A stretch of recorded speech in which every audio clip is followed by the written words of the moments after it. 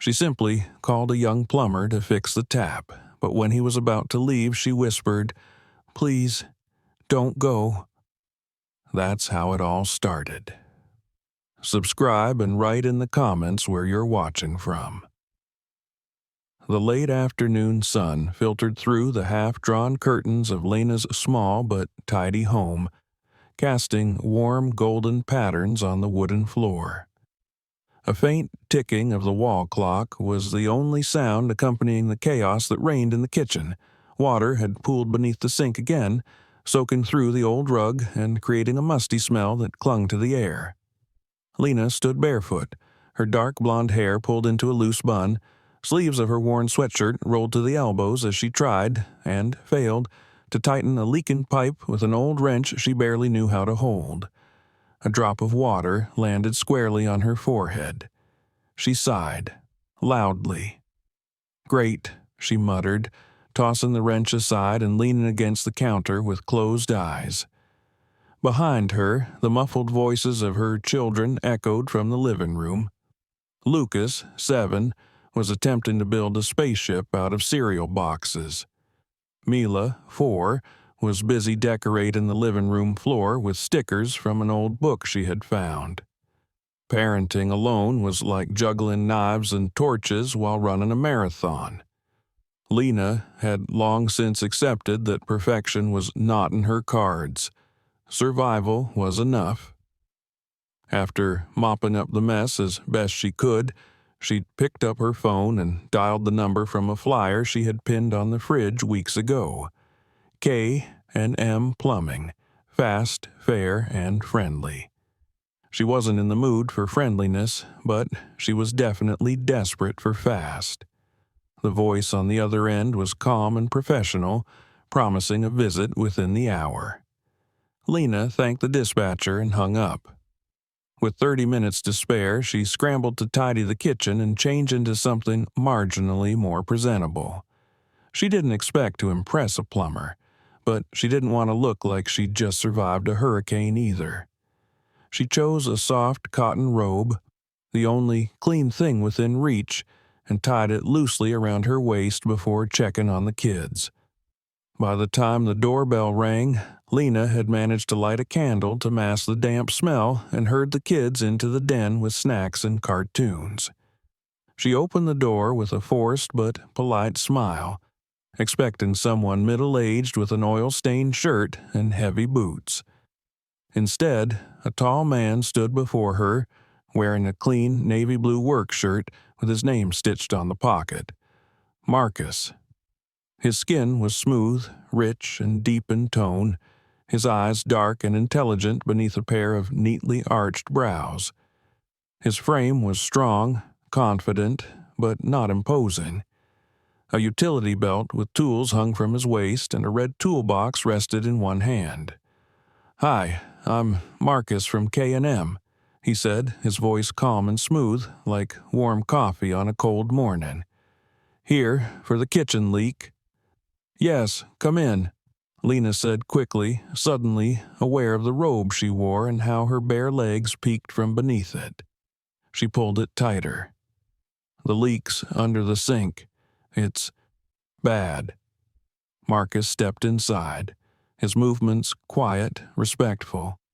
He didn't gawk or make her feel small like some repairman had in the past. Instead, he nodded toward the kitchen and got straight to work, setting down his toolbox and kneeling with the ease of someone who had done this 100 times. Lena hovered nearby, arms crossed more for modesty than out of judgment. She watched him unscrew the cabinet doors and assess the pipes with methodical precision.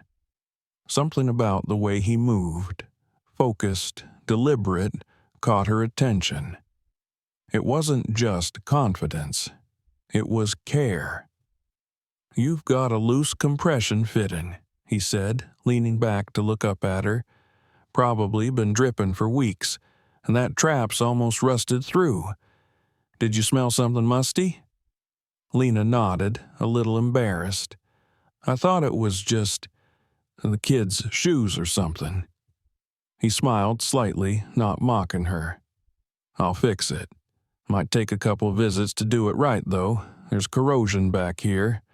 Shouldn't be too expensive, but it'll need parts. Okay, she said, trying not to wince at the idea of more costs.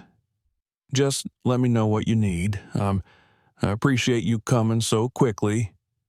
No problem, Marcus said, and turned back to the pipes. She stepped aside and leaned against the fridge, watching as he worked. Her mind wandered.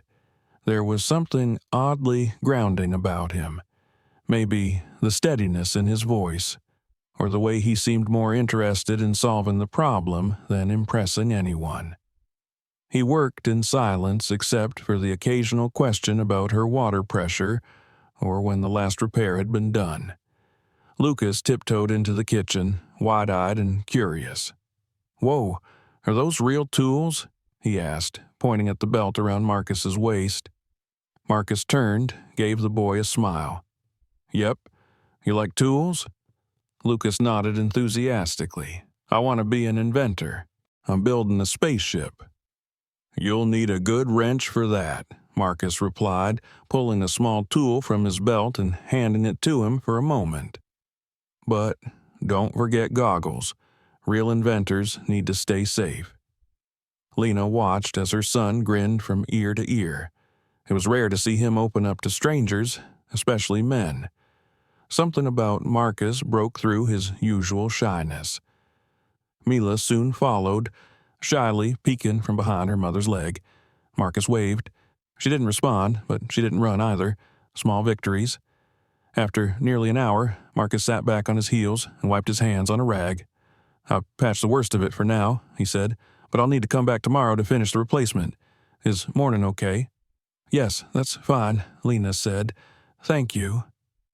Their eyes met for a second longer than necessary. He nodded and stood, gathering his tools. As he lifted the red box, Lena instinctively reached to open the door for him, her hand brushing his arm. She felt it, the quiet warmth of skin beneath fabric. Just a second. But it caught her breath. Marcus seemed to feel it too. His movement paused just a moment before he stepped outside and gave a parting nod. "See you tomorrow." Lena stood at the door long after it closed, her fingers still tingling. She wasn't sure what just happened. It had been such a small gesture, barely a touch, but it lit something in her chest she hadn't felt in a long time. The kids had gone back to their cartoons. The leak was temporarily fixed, and silence returned to the kitchen.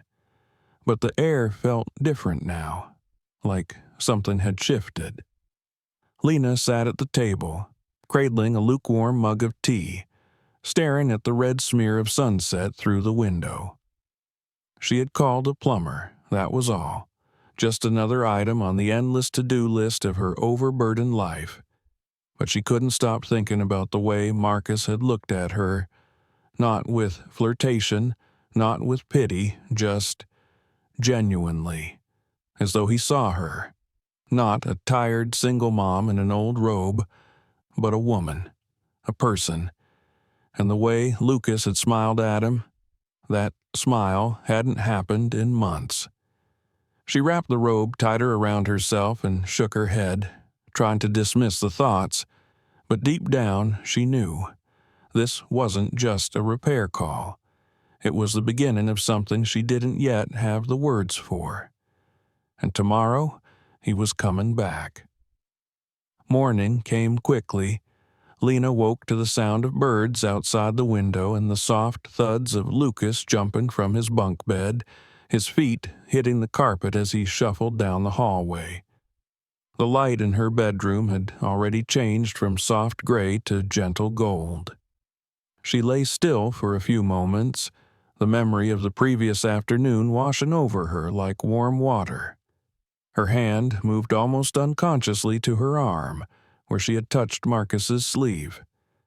It was foolish, she knew. It was a moment, a second at most, but it had stayed with her through the evening like an echo that refused to fade. The children were already stirring in the kitchen when she finally pulled herself from bed. She wrapped herself in a cardigan, tied her hair into a low knot, and joined them.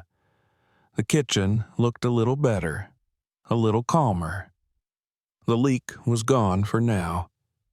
The silence of dripping water had been replaced by the hum of the refrigerator and the clinking of cereal bowls. There was something comforting in the return to normal sounds. She poured herself a cup of coffee, staring briefly at the clock. Marcus had said morning. She wasn't sure what time exactly that meant, but part of her was already too aware of the time. She glanced down at her robe, then at the mirror on the hallway wall, grimacing at the thought of being caught in the same outfit again. Today, she would be dressed. Casual, yes, but decent. Not for him, of course, just for the sake of being put together. By 9:30, she was in a pair of jeans and a soft gray t-shirt, her face lightly washed and hair tied back more neatly. She didn't wear makeup. There didn't seem to be a point, not for someone who hadn't been on a date in over 3 years. But still, she wanted to look awake, capable, alive. When the doorbell rang at 9:45, her heart skipped the briefest beat. She told herself it was just because she hoped he would fix the plumbing completely today. But when she opened the door and saw Marcus standing there, that same calm expression on his face, toolbox in hand, she knew it wasn't just that. "Morning," he said, his voice low and pleasant. "Morning," she replied, stepping aside. He entered with the same respectful quiet, nodding to Lucas, who appeared from behind the couch like a curious squirrel. "Hey, man," Marcus said with a smile. Lucas grinned and waved his wrench. "I still have this." "I see that," Marcus said. "Taking good care of it?" "Yep. I'm building something even cooler now." Mila appeared behind her brother, clutching a stuffed giraffe. She didn't speak, but offered a small wave. Marcus crouched to their level. "Hi, Mila." She blinked at him and pressed her cheek against the giraffe's fuzzy neck, then turned and ran back down the hallway. "She's shy," Lena said, smiling. "I get that," Marcus replied, rising. "So, back to business. I've got the replacement parts. Shouldn't take more than a couple of hours. The corrosion went deeper than I thought, but I'll reinforce the seal this time. It'll last." Lena stepped back, letting him move into the kitchen. He knelt again, retrieving tools and slipping under the sink like a surgeon returning to a patient. She watched him for a moment, then walked to the counter and began making another cup of coffee. After a moment's hesitation, she opened a cabinet and pulled out a second mug. "You want some coffee?" she asked. He leaned out from under the sink, his brow lightly damp from the summer heat. "Sure, that'd be great." She handed him the mug when he emerged again, their fingers brushing briefly. Not an accident. Not this time, but they both pretended it was. He took a sip and nodded approvingly. "You make it strong. That's how it should be." "Kids make you need strong coffee," she said, leaning against the counter, arms crossed lightly over her chest. He chuckled, setting the mug on a clean patch of countertop. "I believe that." A comfortable silence settled over them. He returned to work, but Lena didn't retreat into another room this time. She sat at the table with her laptop open, attempting to catch up on invoices from work. Her attention, however, drifted constantly back to Marcus. It wasn't just his hands, though they were certainly easy to notice. Strong, precise, capable. It was the way he worked, with focus, care, and pride. She hadn't seen a man so immersed in doing something well in years. Between bursts of typing and sips of coffee, she found herself asking him small things. Where he was from, how long he'd been doing this, what he did when he wasn't fixing pipes. "I grew up on the south side," he said, his head still half buried in the cabinet. Mom passed when I was 16. My brother was 9. I started working soon after. Helped pay bills, kept him fed. Lena's fingers froze on the keyboard. You took care of him? He shrugged, emerging briefly. Someone had to. My dad wasn't around. Still isn't. That's a lot, she said softly. You were just a kid yourself. He gave a half smile, more to himself than to her. Yeah, but it taught me responsibility. I don't regret it. There was a pause. Lena looked down at her screen, the numbers blurry. I know a little bit about that. Doing it alone. He glanced up, meeting her eyes. Yeah, I figured. You did? Single moms always have that look, not in a bad way, just strength. You walk like you're carrying everything. She didn't know what to say to that.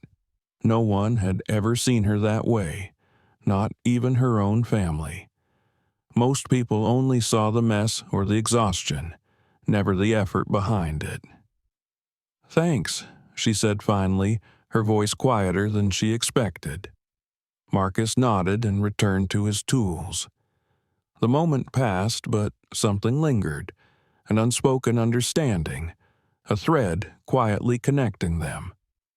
When he finished the repairs a little after noon, the house already felt lighter. No more drip, no more smell, no more rust. Just clean, silent pipes and a new sense of calm. All done, he said, wiping his hands and standing. Lena looked up from her seat and closed her laptop. You're fast. I try. Lucas ran in, waving a new cardboard creation. Can he stay for lunch? Lena laughed, but Marcus raised a brow. I don't want to intrude. You're not, she said, surprising herself with how quickly the words came. I made grilled cheese. It's nothing fancy, but you're welcome to join us. He hesitated for a beat too long, then nodded. Sure, I'd like that.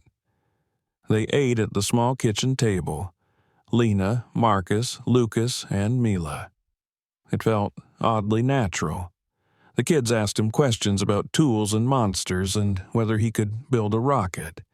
He answered with gentle humor, and when Mila finally spoke, asking if giraffes could fit in bathtubs, he gave her a perfectly serious response that made her giggle uncontrollably. After lunch, he helped clear the plates and thanked her for the meal.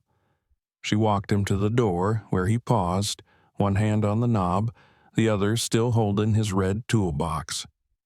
I'll call in the invoice later, he said, but don't worry about it today. I'll pay it, she replied. You deserve it. Not about that. He looked at her, expression unreadable. You needed someone to show up. I did. Something fluttered in her chest.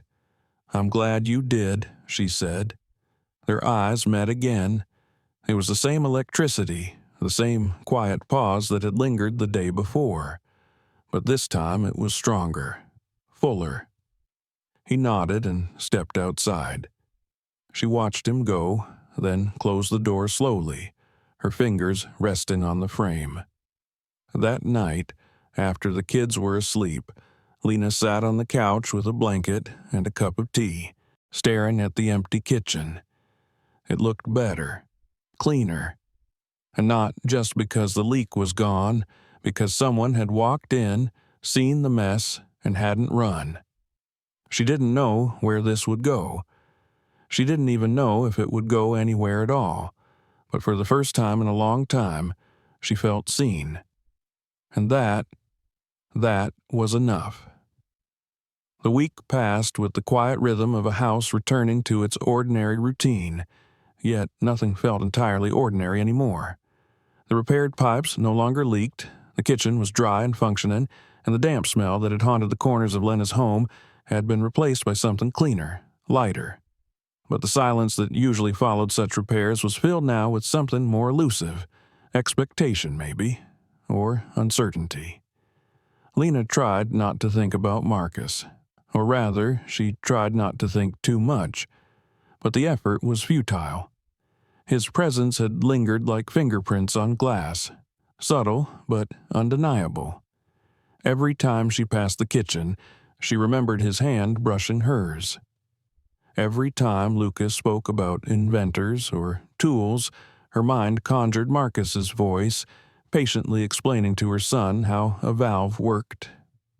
Even Mila, usually slow to trust, had begun mentioning him in passing, as if he were already a character in their lives. But Marcus hadn't called. Not about the invoice, not about anything. And though Lena told herself it made sense, he was a professional, the job was done, and his silence didn't mean anything, she couldn't shake the feeling that something had changed. Or perhaps that something had never started at all.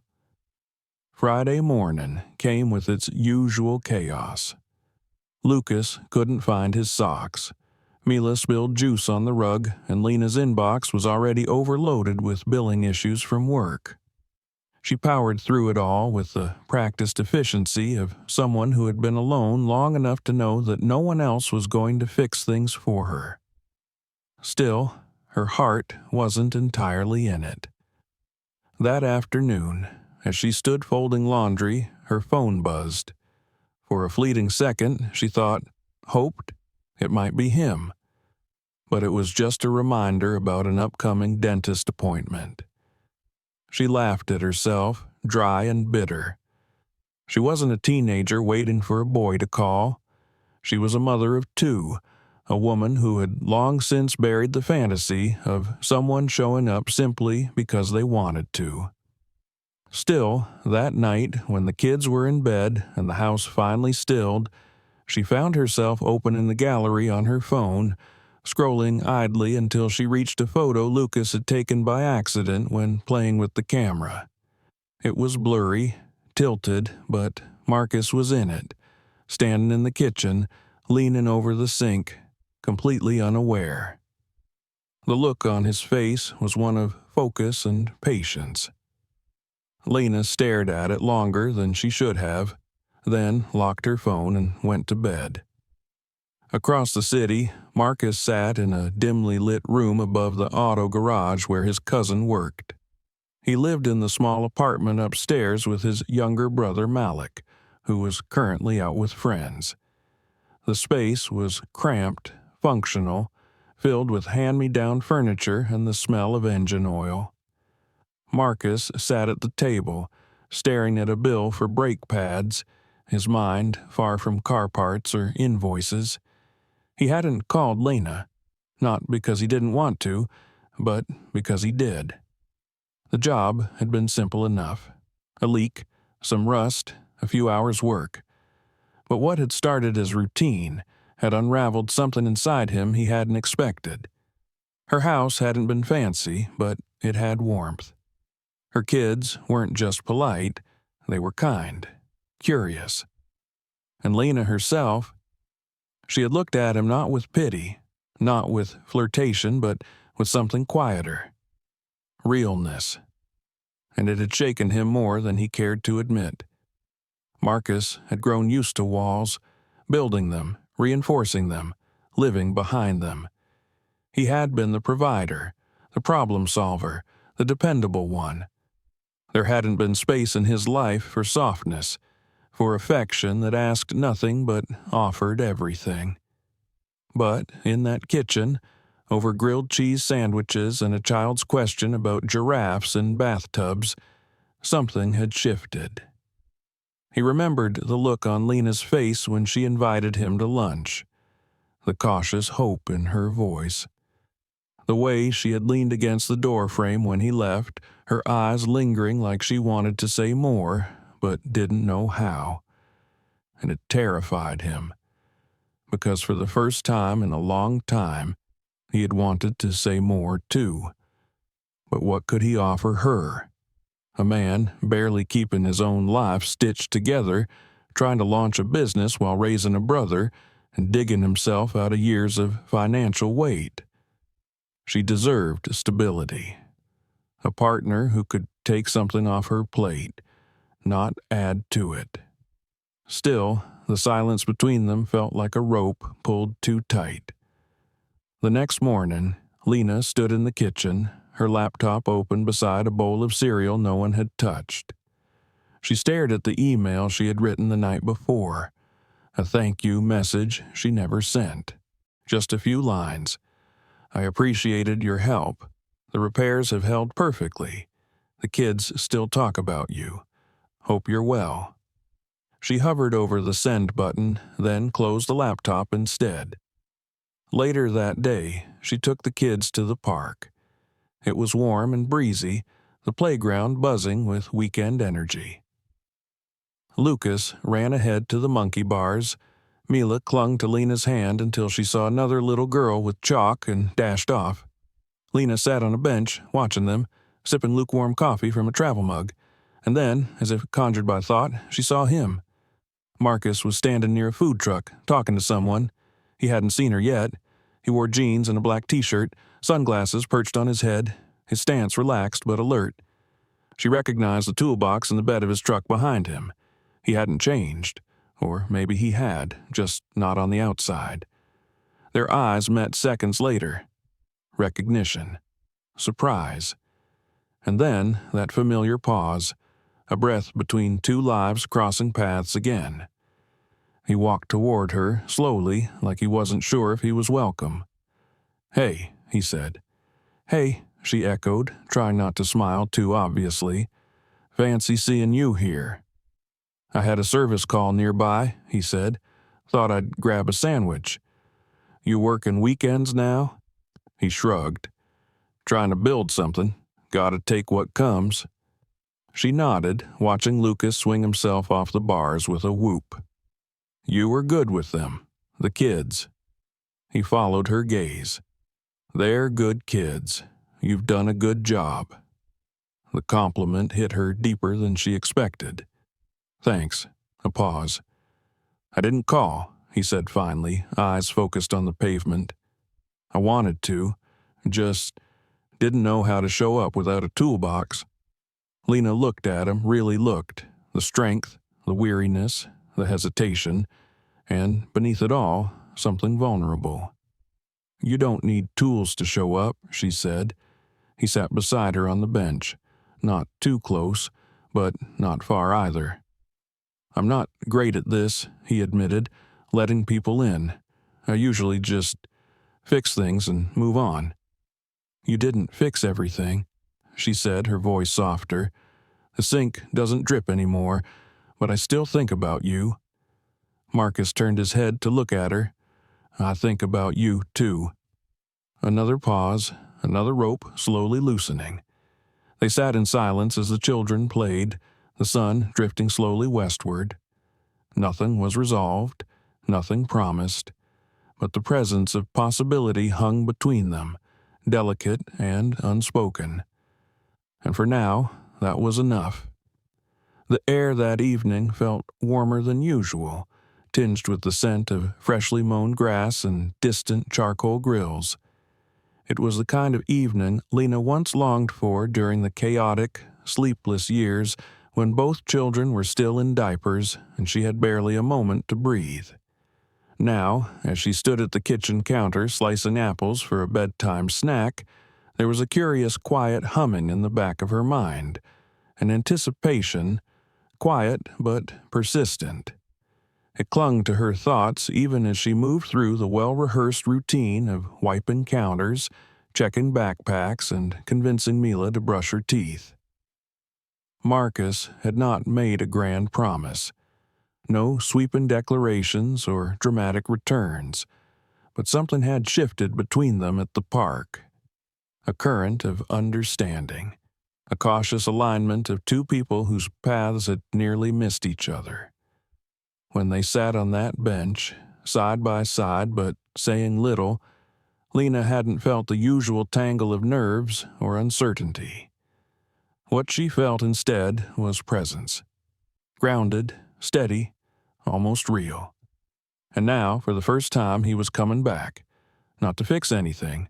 Not as a plumber, just as himself. She checked the clock again, even though it had only been 3 minutes since the last glance. The kids were winding down, Lucas already in his pajamas, Mila drawing quietly at the coffee table. Lena had dressed without overthinking it. Simple black leggings, a fitted navy sweater, hair pulled back into a low ponytail. She didn't wear perfume, but dabbed a hint of lavender oil at her wrists, not to impress, but to feel human. Alive. The doorbell rang just as she returned from the hallway, and she paused, her hand instinctively resting on the edge of the counter. One breath, two, and then she crossed the living room and opened the door. Marcus stood there holding a brown paper bag and 2 bottled teas.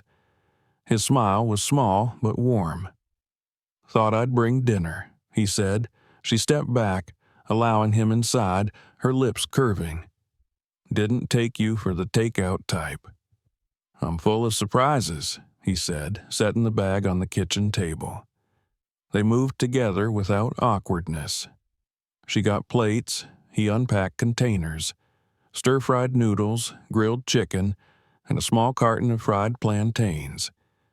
"The place near my shop makes the best food," he explained, "and they always give you more than one person can eat." "Perfect," Lena said, "because Lucas eats like a grown man when he likes something." The kids were already peeking around the corner. Lucas made no attempt to hide his excitement. "Marcus," he said, bounding into the kitchen. "Hey, buddy, still building that spaceship?" "It crashed, but I'm making a robot now." Mila appeared, quieter but clearly pleased. She hovered near her mother, clutching a crayon. "Are you staying for the movie?" she asked. Lena turned, surprised. "What movie?"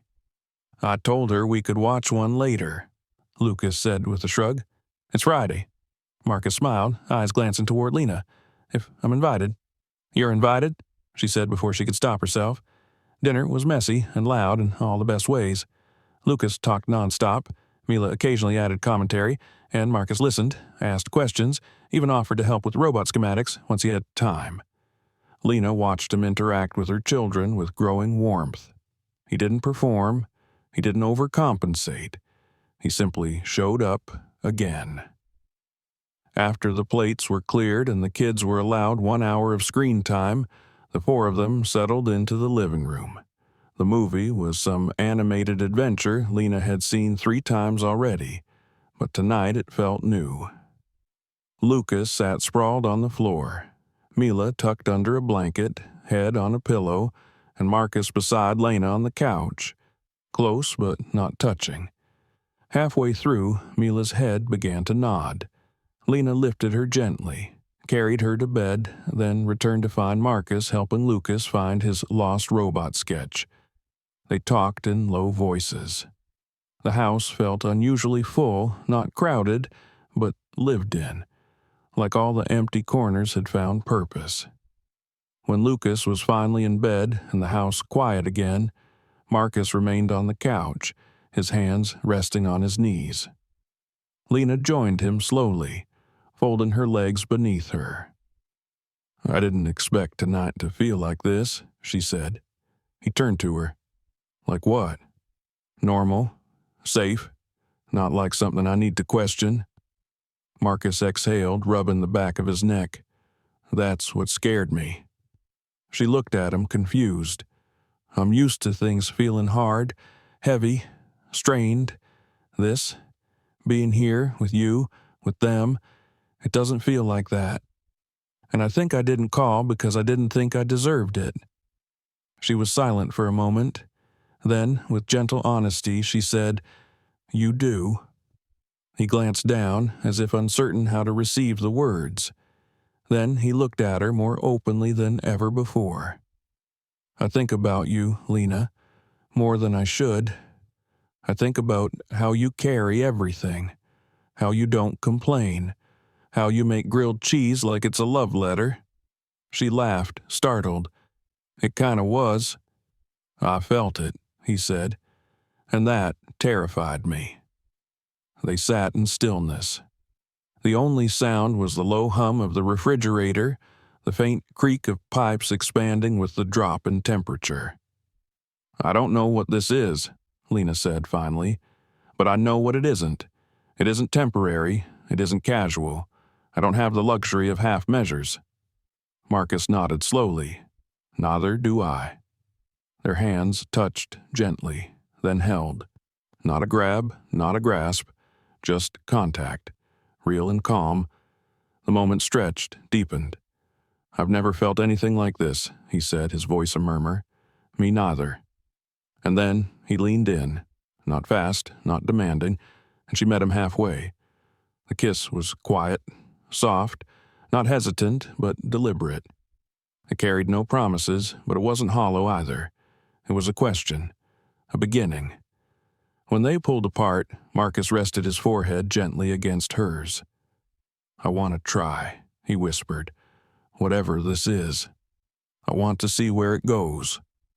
"So do I," she said. They sat like that until the clock ticked past midnight, and when he left, finally, with a promise to return, not for work, not for repairs, but simply for them, Lena stood at the doorway and felt something inside her unclench. Not everything was solved. Life was still uncertain. But tonight, it had taken a turn, and she had taken it willingly. Sunday morning brought with it the kind of stillness that only came when the world was in no rush. The neighborhood, often alive with lawnmowers and distant barking dogs, felt unusually hushed. Lena stood by the kitchen window, cradling her coffee, watching dew evaporate from the grass. It had been 2 days since that night on the couch. 2 days since she kissed Marcus. 2 days since something inside her cracked open after being shut for years. The kiss had been a shift, not a spark, not something fleeting or thrilling in the moment, only to fade by morning, but rather a shift of weight, like an invisible burden had been redistributed. She felt lighter and heavier all at once. She hadn't told anyone, not her sister, not her closest co-worker, not even her reflection. She had simply let the feeling settle in her, like sediment in still water. It was there now. She could feel it with every heartbeat. Marcus had texted her the next morning, a simple, "Thinking of you, I'll call later." And he had. They had spoken that evening while the kids were getting ready for bed. The conversation had been casual, comfortable, until it ended with a silence neither of them wanted to hang up on. Now it was Sunday. No plans were made, no promises, just a quiet understanding that something between them had begun. Lucas ran into the kitchen, holding a piece of construction paper covered in scribbles that vaguely resembled a blueprint. "Mom, can I build this in the garage?" Lena smiled, taking the paper. "What is it?" "A time machine," he said proudly. "Oh, well, in that case," she said, inspecting the drawing with feigned seriousness, "you're going to need extra duct tape." Lucas grinned and darted away. She followed him with her eyes, her smile slowly fading as her thoughts drifted. As much as she wanted to embrace what was happening with Marcus, doubt had started to creep in like a slow-moving fog. They hadn't talked about logistics, about how this would work, about her children, about his responsibilities. She didn't know how long he would want to be around, or if this was just something he'd gently fade from when reality became too complicated. She tried to push those thoughts away, but they clung stubbornly. Across town, Marcus was walking through the narrow aisles of a hardware store, picking up materials for a job scheduled later that afternoon. Malik had gone to a friend's house, and for once the apartment was quiet. Still, his mind was restless. He found himself scanning shelves for things he didn't need, thinking about conversations that hadn't happened yet. He had spent most of his adult life avoiding exactly this: entanglements, emotions, the vulnerability that came with caring. He was used to being useful. needed but not wanted. He knew how to be helpful, how to solve problems, how to keep a home from falling apart. But this, Lena, was different. She didn't just need someone to fix her pipes. She wanted connection. And he wanted her in return. That truth terrified him. Back at home, Lena had begun clearing the garage, thinking of Lucas's project as a good distraction. The garage had become a graveyard of old toys, unused tools, and boxes she hadn't opened since her last move.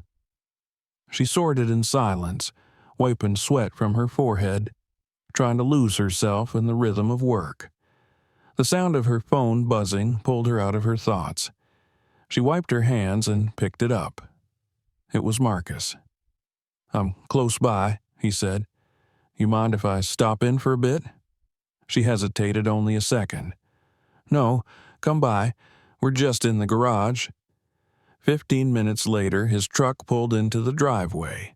Lucas ran out before he had even stepped out of the vehicle. "I have a blueprint," Lucas announced. "Mom said I could use duct tape." "Then I better see this masterpiece," Marcus replied, crouching beside him. Lena stood in the garage doorway, watching the exchange. She felt that same tug in her chest, the way Marcus always managed to slot into their lives like he had always belonged. He stepped inside, looking around the garage. "You've been busy." "I figured we'd make space," she said, brushing hair from her face. "Lucas has big plans." "He gets that from you," Marcus said, smiling. She smiled back but looked away. He sensed it instantly. The shift, the tension. "Something wrong?" he asked. "No," she said too quickly, then sighed. "I don't know." He waited, quiet. "I guess I'm just trying to be realistic," she said, turning to face him. "You have your life. I have mine. And it's not a simple one. I have kids, a job, a mortgage. I'm not someone you can just date for fun." Marcus stepped closer, but his voice remained steady. "Who said this was for fun?" She hesitated, words tangled in her throat. "I just mean, I've been alone a long time. I've worked hard to hold everything together. If I let someone in and then they leave, it doesn't just affect me. It affects them too." "I'm not planning to leave," he said. "But what if you do?" she asked, her voice cracking slightly. "What if this becomes too much?" He looked at her, really looked, and for the first time she saw the depth of his own fears mirrored in his eyes. "I think about that," he said, "more than I should, but what scares me more is not trying, not seeing what this could be." "I'm scared," she admitted. "So am I," he said. For a long moment, they stood in the quiet space of the garage, surrounded by dust and dreams and the beginnings of something neither of them could yet name. Then Lucas shouted from inside the house, and the moment broke like glass. That evening, after the kids were asleep, they sat on the back porch, watching the sky change colors. Lena wrapped herself in a light blanket. Marcus handed her a mug of tea. "I've been saving to open my own business," he said, unprompted. "I've been working weekends, late nights, trying to get there. But it means I'm not always available. And I don't want that to feel like a lack of commitment." She looked at him, surprised by his openness. "Thank you for telling me," she said. "I get it, I do. I just need you to know that when I'm not here, it's not because I don't want to be. It's because I'm building something that I hope will give me the freedom to choose more freely, to choose you." The words landed softly but firmly. "I don't want to get in your way," she said. "You're not in my way," he replied. "You're part of the reason." They sat there until the moon climbed high and the neighborhood fell silent. When he finally stood to leave, she walked him to the door. He kissed her forehead this time, a tender press that said more than any speech could. But the next morning, Lena woke to a text from her boss, a new deadline, a pile of work, a reminder that life kept moving, regardless of romance.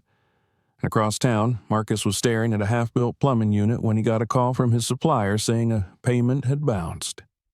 His heart sank. He would need to work double to make up for it.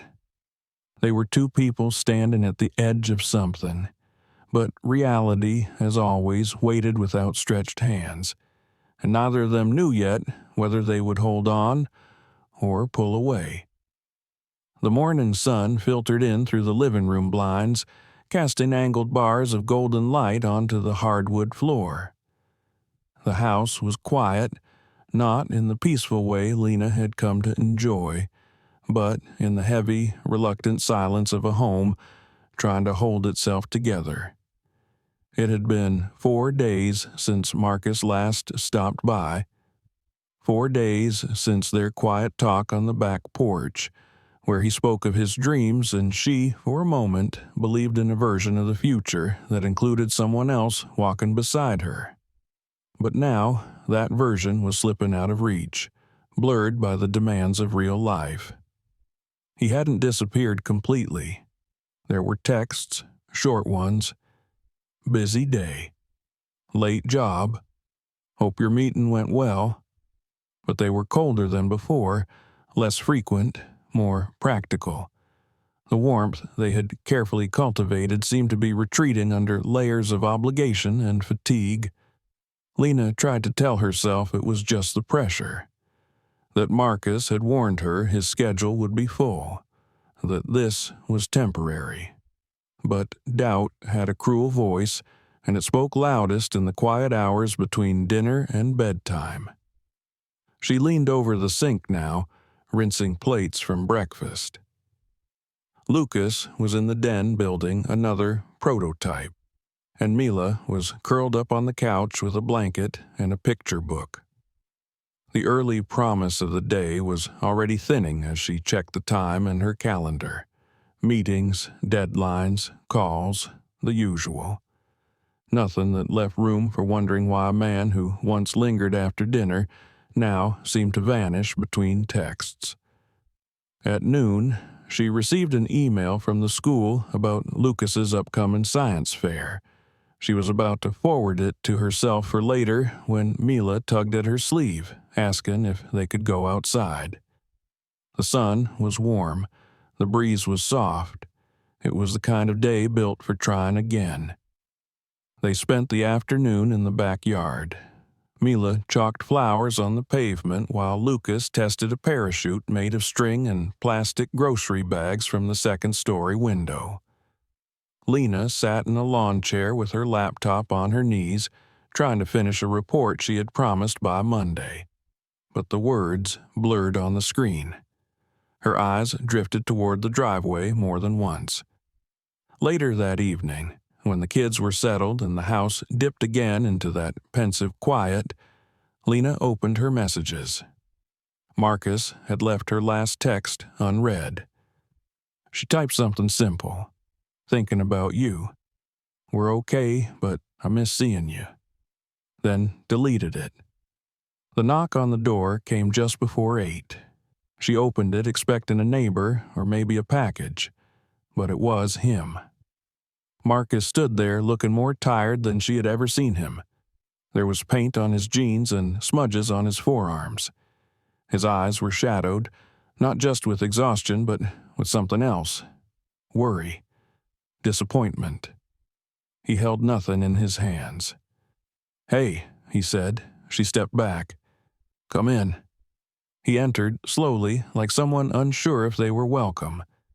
The familiar scent of him, sawdust, sweat, detergent, wafted past her as he moved. He didn't sit.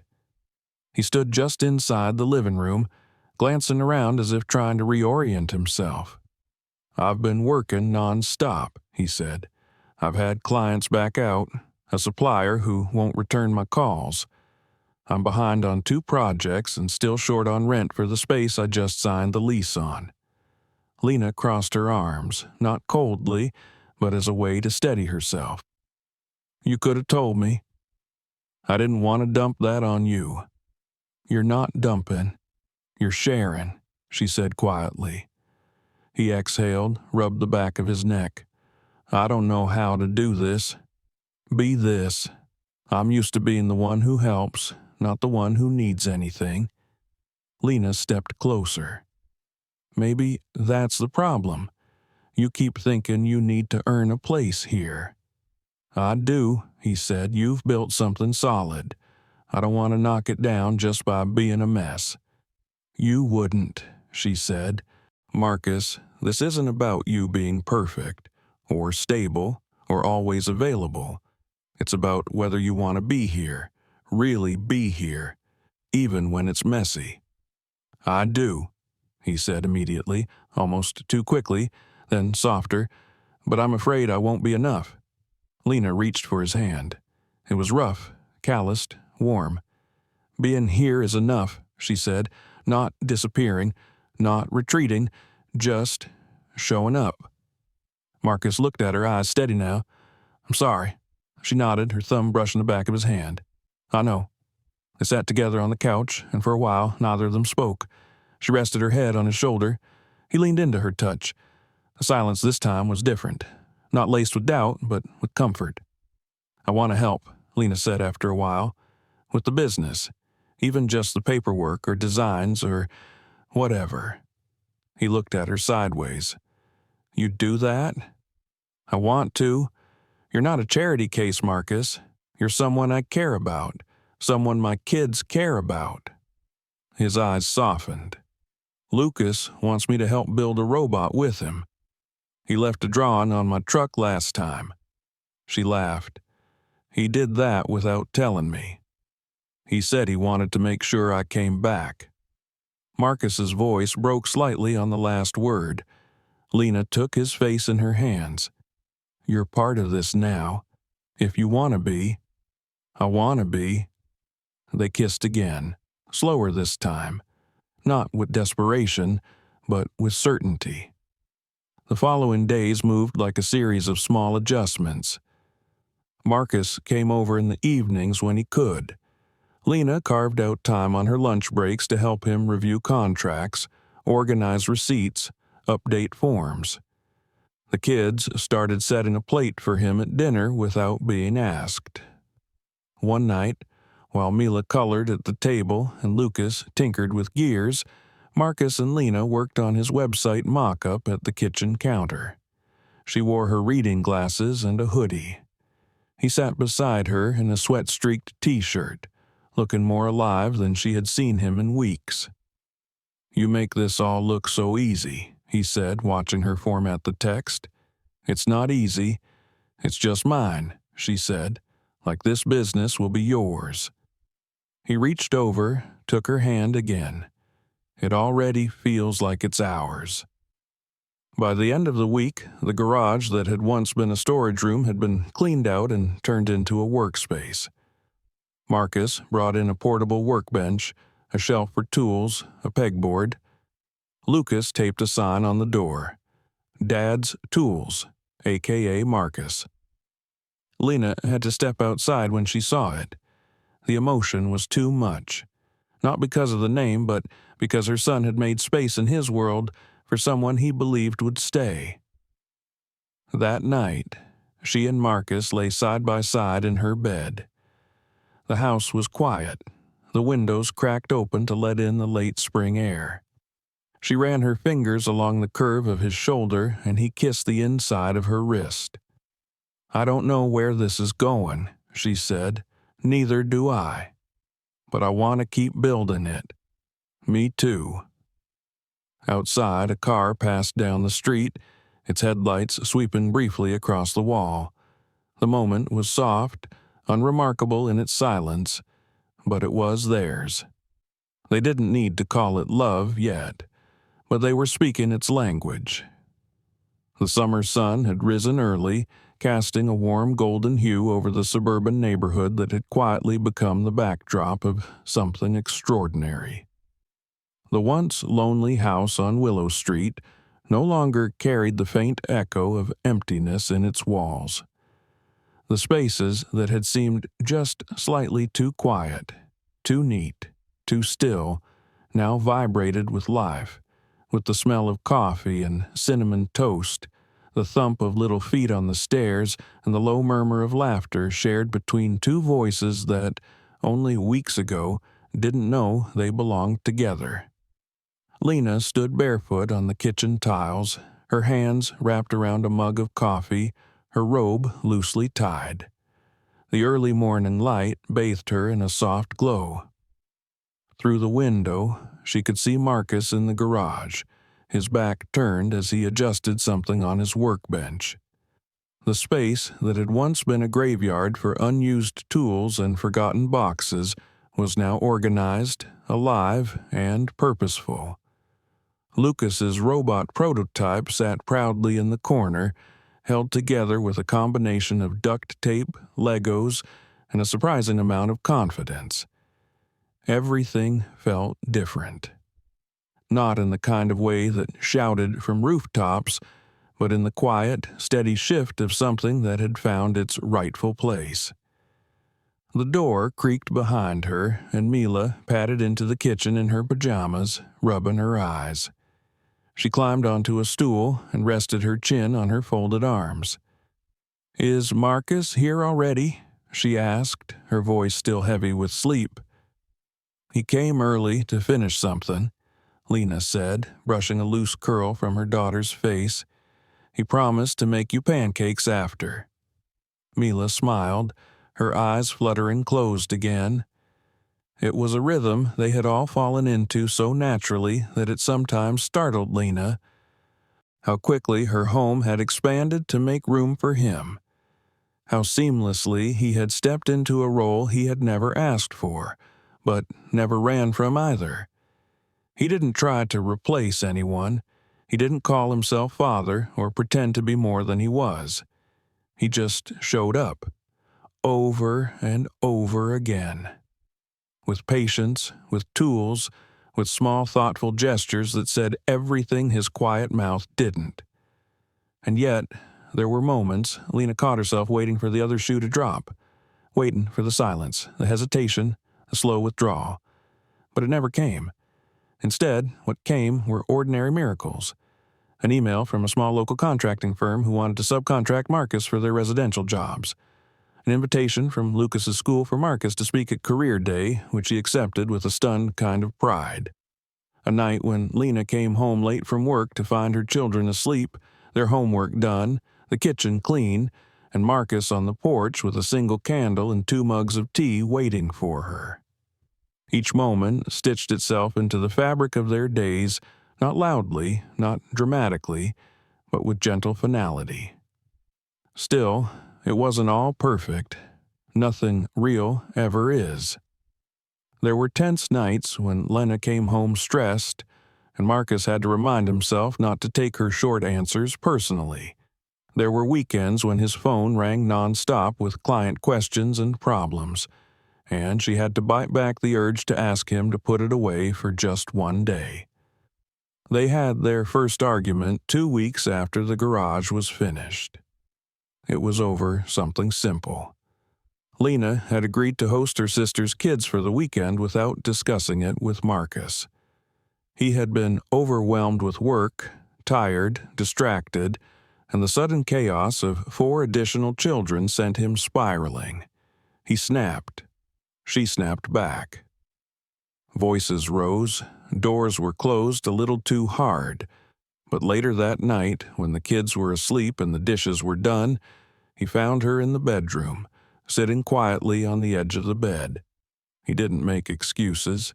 He simply sat beside her, took her hand, and said, "I panicked.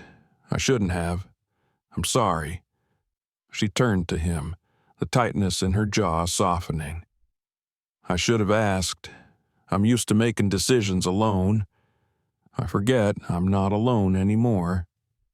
They didn't solve everything that night, but they held each other. And in the stillness, they promised, without saying the words, that they would keep learning. Later that week, Lena's boss called her into the office and offered her a promotion, a significant one, a regional managerial role that came with better pay, better hours, and the chance to finally delegate some of the endless stress she'd carried alone for years. She accepted it, and the first person she called was Marcus. He answered on the first ring, breathless from rushing up a ladder, but when she told him, he let out a whoop that made her laugh so hard she nearly cried. "We're celebrating tonight," he said. And they did. They cooked together, Marcus grilling in the backyard while Lena made a salad in the kitchen, with Mila tossing in handfuls of shredded cheese like glitter. Lucas set the table and insisted they all wear the paper crowns left over from a birthday party months ago. It was ridiculous and beautiful and exactly right. After dinner, they sat outside, wrapped in light blankets, watching the kids chase fireflies. "You know," Marcus said softly, his arm around her shoulders, "I used to think I'd never get to have this. Not because I didn't want it, but because I didn't think I'd ever deserve it." Lena leaned into him. "You deserve every bit of this." He didn't reply right away, just held her a little tighter. "And you?" he asked. "Do you believe you deserve it too?" She paused, then nodded.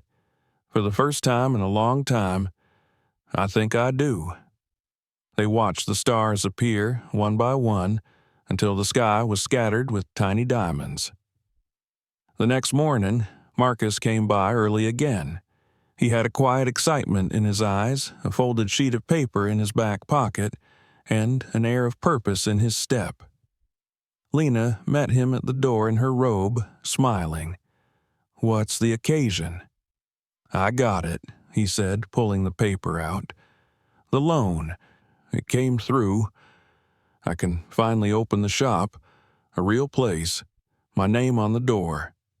She blinked, then grinned. "That's amazing." "I want you to see it," he said. "Come with me?" "Of course." She called her boss and took the day off. They dropped the kids at school and drove across town. The building wasn't much to look at yet. Brick walls, a dusty window, a faded awning, but it had potential. It had promise. Inside, Marcus pointed out where the reception would go, where the inventory shelves would stand, where he'd put a bench with his tools. His eyes sparkled, not with pride, but with relief. Like he had finally come home to a version of himself he'd almost given up on. He turned to her and said, "I want you to be part of this. Not just as someone who helped, as someone who belongs." "I already do," she said. Weeks passed and the business grew. Clients came, word spread, and Marcus hired his first assistant.